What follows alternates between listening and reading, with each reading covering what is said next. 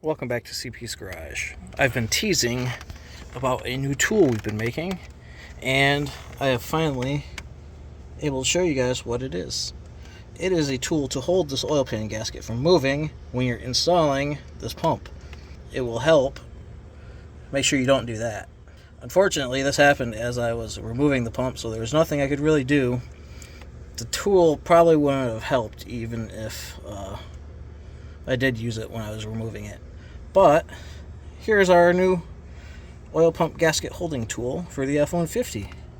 Thanks to Mr. Steve at the 3L Group and his awesome engineering, this thing fits great. If you want to get one of these tools, head on over to the 3L Power Stroke Group. It'll be posted in the description below, and you can download the file once I get it up there. Be sure to like, comment, and subscribe. See ya.